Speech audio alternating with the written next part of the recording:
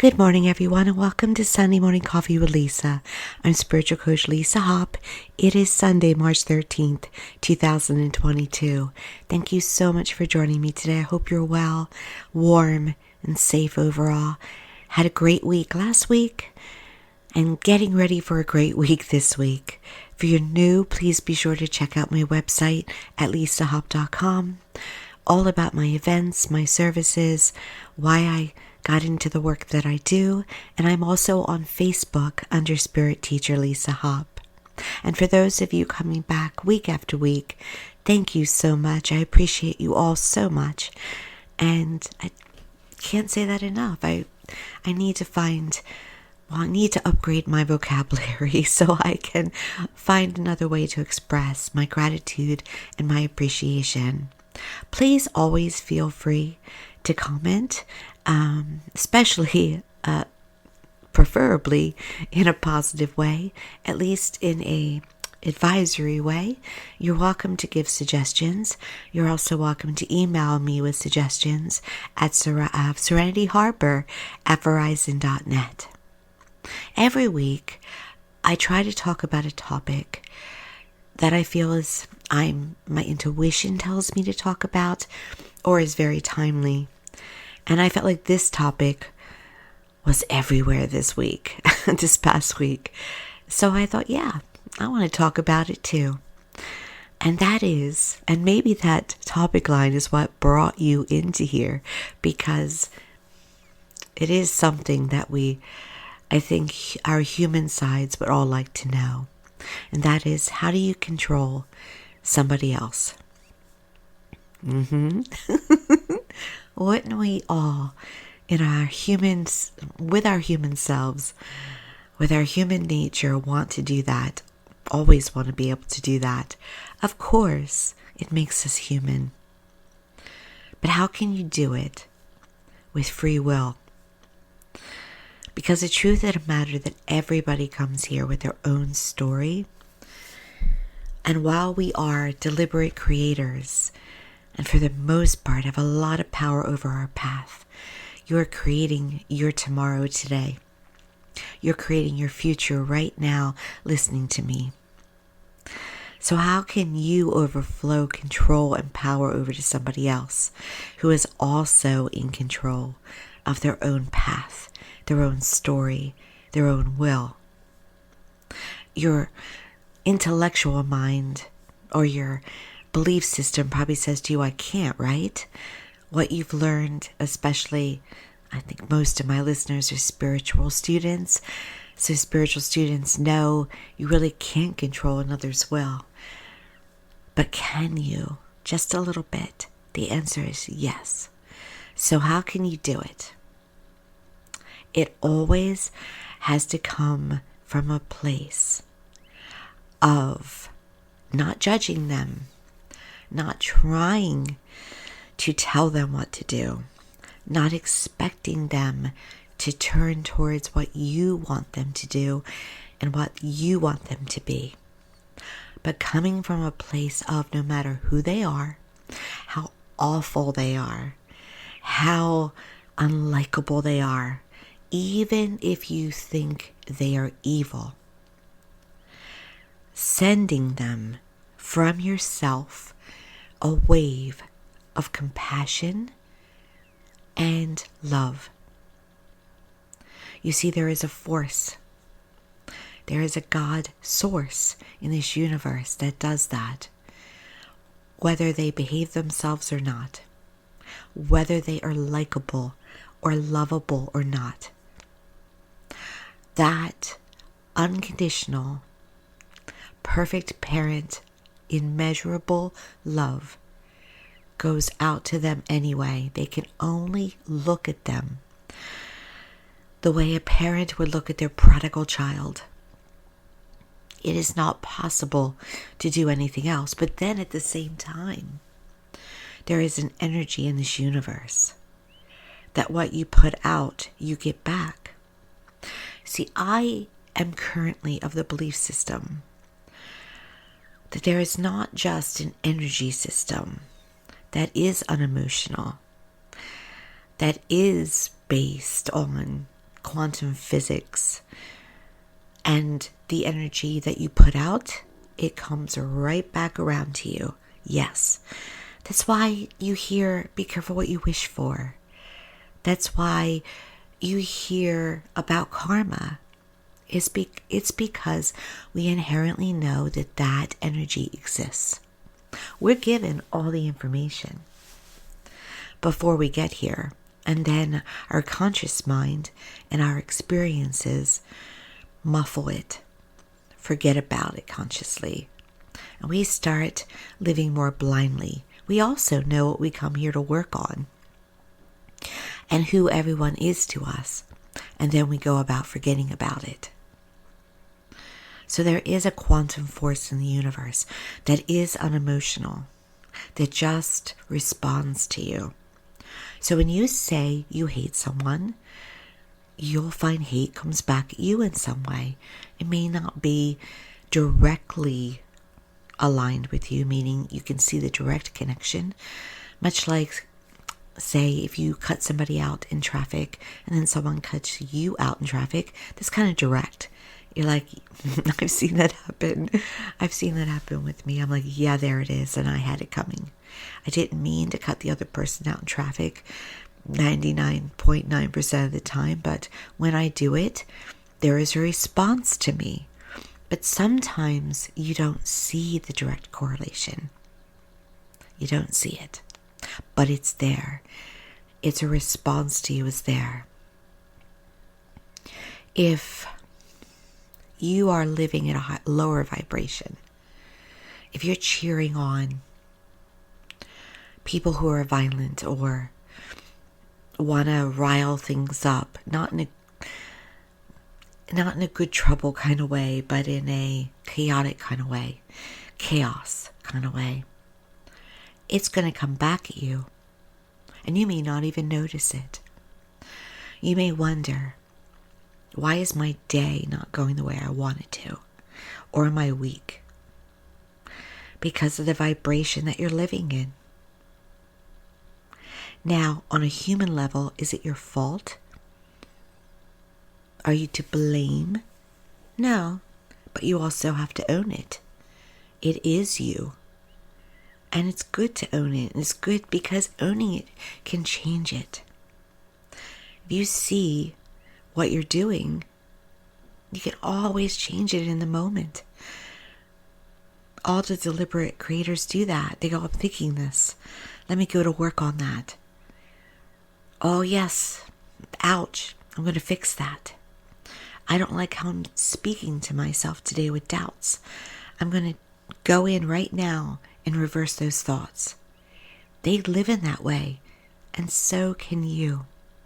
It's just a matter of focusing with your conscious mind on understanding that you can change your subconscious mind and working on the conscious and also working on the subconscious with meditation, with hypnosis, neuro-linguistic programming, with recordings of affirmations going into your brain, especially when you're the most tired.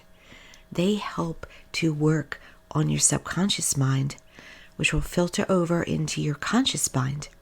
And then you work on your conscious mind, which filters over to your subconscious mind. And throw a little feeling involved into it, meaning if you are working on your subconscious and your conscious, if you're visualizing, doing your affirmations, you feel it. If you're looking at a wonderful picture of a beautiful place, feel yourself being there. Know it's your reality. If you are wanting abundance, feel yourself abundant. You bring to yourself who you are, not what you're wishing for. Though, yes, the statement says, the phrase, be careful what you wish for. It's because what we focus on, it's talking about not wishes necessarily, but what we focus on the most. And what you focus on with your predominant thought and your feelings and your beliefs is what will roll into you. So yes, that is happening in this universe. But at the same time, in correlation, you have angels, you have departed loved ones, you have spirit guides, you have masters such as Jesus, God Source, Mary, the apostles, the saints. You have all of them helping. So you have the emotional factor and you have the unemotional factor. You have the scientific part of energy and you have the loving force of unconditional love, both working in correlation.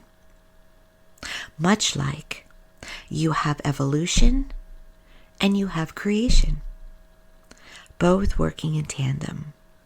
I remember years ago, probably 20 years ago now, my son asked me, "Mom, what do you think?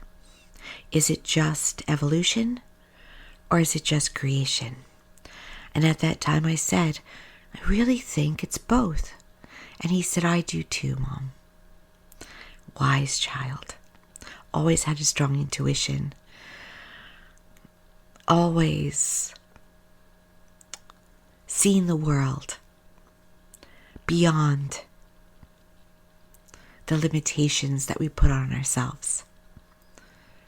Always has come from a place of love and everyone being equal and justice, and very much a modern young man. There is a mix. And then you throw into that perhaps a little bit of your past life lessons, but they're not largely there, so don't get caught up in that. The interrelationships that we have with people of our soul group, but it still goes back to our stories, what we come to work on, and how we grow and expand while we're here. And there are always possibilities and probabilities. I was just saying yesterday in my work, there is no such thing as a fortune teller. Not a real one. Because there's no such thing as set destiny. If you go to someone who is, quote, real, they can only tell you about your current path on that date, at that time. They can, and yes, if it happens, it means it continued to line up. But there is no set destiny. There's always more than one path, always a possibility, and always a probability.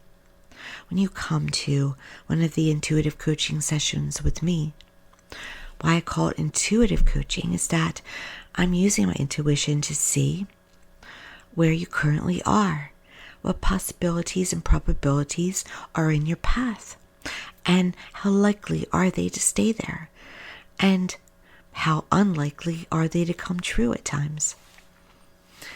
Coaching is about helping you to create your best possible life. And by the way, that can be done telephone, in person, or Zoom. Because I do have clients all over the world. And it's very helpful. In all honesty, in a very humble way, I tell you it's priceless. Because knowing where you are gives you information about where you're going. So it's important to know that it is not too much information. Now, if you come or if you show up via telephone and you have a thought that it must be a certain way, you're only blocking yourself. It has to be that person or that way. You're getting in your own way. You are blocking your own happiness, your own upgrades, your own possibilities. And yes, in the belief systems that people can have, it does happen. You may have been there where you go to someone or you want someone to be like a fortune teller or on a boardwalk or wherever, or at what they love to call a party. and then you hear what you want to hear, and then you wait for it to happen. Or maybe you don't hear what you want to hear and you keep going to people until you hear what you want to happen. And then you let it all go and find it all worked out for the better once you let it all go. Right? If it didn't happen the way you were told, it happened for the better. Or what was meant to be will be. When I say what's meant to be will be, it means the wills, all the wills in charge did their thing. So with this information about energy on a scientific level and about unconditional love of that perfect source energy, what does that mean for you about controlling someone? As I said before, you have to tap in to both of them in order to have any power over another's will. Both. With the scientific, stay positive. Stay positive. Let's use Putin. Let's go there. You cannot fight him or win out. I don't even like the word fight. You cannot at all work in a way productive and positive with him by meeting him with his own energy. There has to be a positive wave.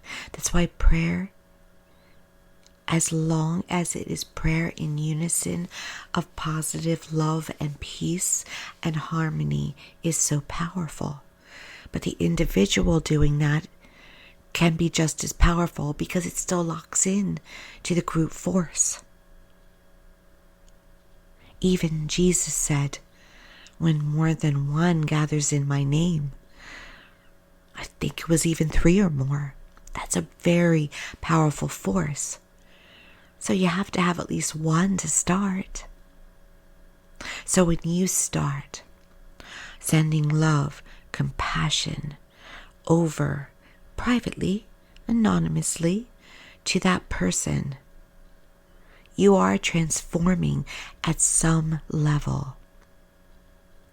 If to any level that he would be open to. And it's the same with anyone. It can be someone who is a murderer in another way. It can be someone that you disagree with in any way. It can be someone you think you hate in any way. And hate, by the way, is a lower vibration. Please don't allow yourself to hate. It is easy to hate sometimes. I refuse to hate. I'll find something. Because those who are the most filled with hate have the least love. So send them love. Even if you have to say to yourself, I don't think they were truly loved the way they deserved by their mother or their father. See, we can't give what we don't have. But you can help it to trickle into them. So those that you most can't stand, whether it be a family member, a coworker, a world leader, you send them love, understanding, compassion, peace, harmony. You send them, and hear this, you send them what you most want to receive yourself. How do you want them to feel about you? You send it out to them. I'll repeat it because it's so important. You send them what you most want to receive yourself. And magnify it as much as you possibly can. And don't be phony about it, because the universe knows when you're faking it. It has to be really felt, really sent with every part of your wonderful being. Unconditional, loving energy. When you do that, it transforms as much as it possibly can. When I say as much as it possibly can, it means if that person is bound and determined to follow their path against your energy, it still will bring the greatest path possible. It still will mellow out what they're doing. It still may halt destruction or slow it down. So let's bring it in more specifically to you and partnerships and relationships. There is never a way for you to control someone by voicing control. If you continually voice control of them, tell them they have to be different, give them ultimatums, even if it's a child, punish them in some way. And I don't mean keeping them safe, I mean punishing. It will always work against you.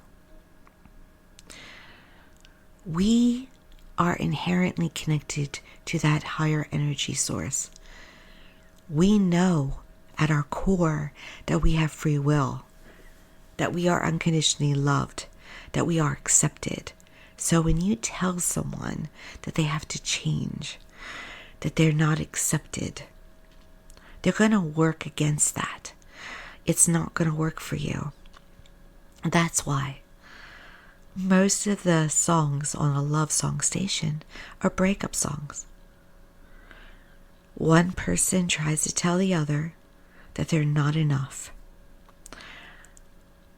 Or they think that by breaking up with them, they can force change. Nope. A person only changes when that person changes for themselves. 100% of the time. They're going to go, no, I am accepted. I am loved. I know I am. And if you can't, I need to go or you need to go.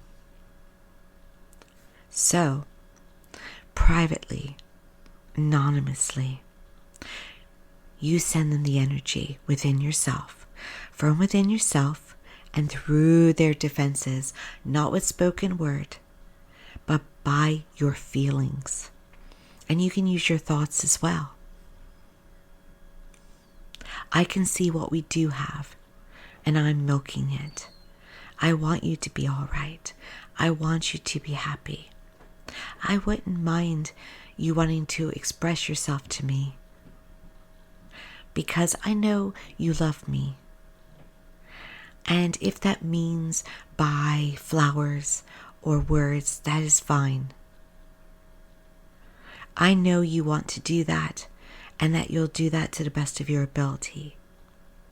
And if you don't, I'm going to continue to milk what I know about us. That is good. That is warm. That is a blessing.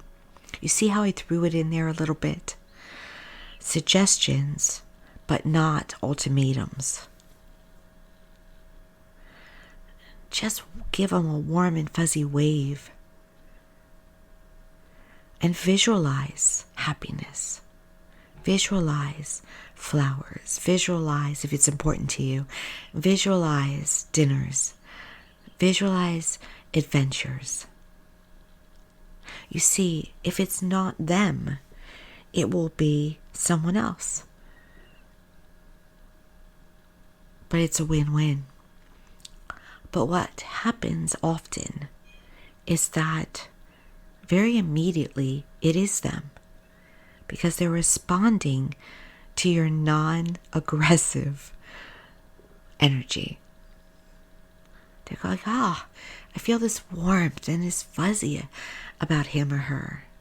And I just want to give a little bit more. And they don't feel pushed, and they feel accepted, and they feel adored, and they feel loved. But when you tell them, we don't go out enough, I'm not happy, you must change, they'll stand their ground. They will stand their ground. And it's the same with a child. Send them that unconditional love. Let them feel safe. Let them feel secure. Send it to them when they're not there, when they're not watching. It will help them to feel, it will make them safe and secure. And they'll work from that place, not a place of, but Mom, Dad, I have a story. And while, yes, you want to constrict me, I still have to be that person who's working on that story. And it goes the same for a coworker. Go to work.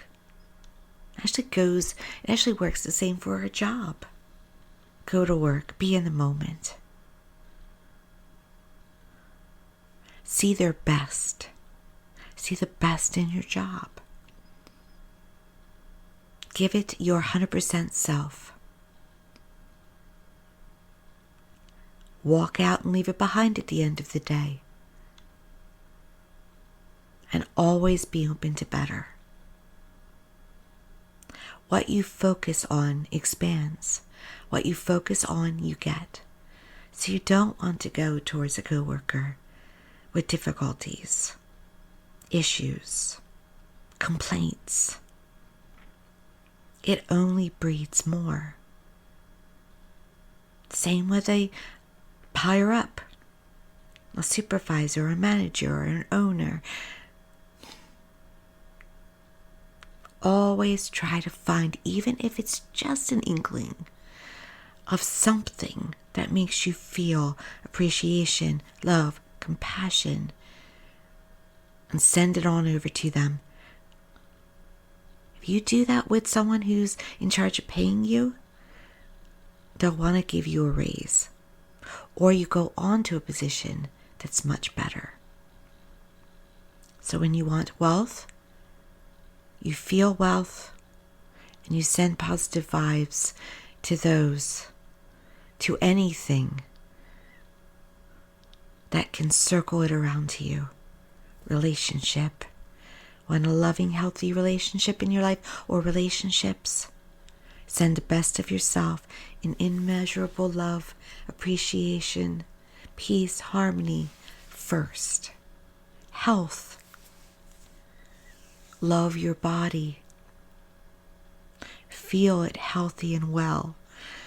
Treat it the way you want to be treated. Yes.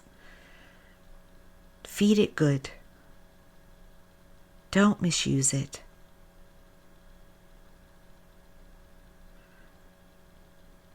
If it works for you, make your body its own person. Treat it like a best friend.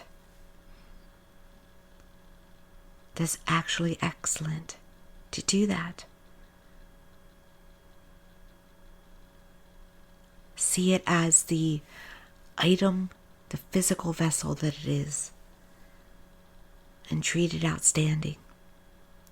These things all bring prosperity to you, abundance, peace, harmony, love, health, wealth. And you're at the steering wheel. You're in control. And every so often give yourself a nice evil giggle. Because it can, when it's working, feel like you're playing people, that you're manipulating them, that you're manipulating your world. And you are, but never against their will. So it cannot be harmful. Witches will tell you that you cannot send out a spell to someone whose will refuses it. it will bounce back on the witch. If you try to tell someone what to do, to change for you, if you try to send out, you must change vibrations, it will bounce back at you. Much in the same way, if you send out evil thoughts, revenge, anger, hate, it bounces back on you. Because it's not the will of the overall universe for that energy to be there. So, send out what you most want, and know that if the person doesn't want it, it'll bounce back. So if you're sending out positivity and it bounces back, you can only win. There is no harm in that. And if you're sending out peace, harmony, positivity to a world leader, and they say, no, I still wish to be evil, or at the very least, if they are evil, they still want to be evil, but at the very least, they still want to do their path, you still get it bouncing back. So you're still on a winning path. Try it. It's worth it. But be willing as a reminder to open up that not everything is black and white. You may get a better version of someone, but are you ultimately meant to be with that person in some way? Open up. Because where there's a will, there's a way. If you love someone, set them free. Sometimes the definition you're looking for is not what both wills want. So there must be open doors and windows to how things are going to go. I want this or more. I'm going for this or more. Keep that in mind. Don't box yourself in. Don't block. And especially don't block another person. So putting it all on them. Thank you so much for joining me on this Sunday. I hope that you are able to connect with that in some way. And I hope that you try it out this week and see. Now, you might see immediate results, and you might wait and see it in weeks and months ahead. But you should in some way see a difference, because energy, whether it is emotional or non-emotional, is working for us, always. And the positive is always much more powerful than the negative. Keep that in mind too. Thank you again, and please be sure to go to my website at lisahop.com and like and follow me on Facebook under Spirit Teacher Lisa Hop. And if you're on YouTube, please comment, please like, subscribe, and share. My subscriber base is growing ever so subtly. Would I love to hit 1,000 or more, just because we'd be all serving each other, and that's a wonderful thing. Thank you again, and have a wonderful day and a wonderful week.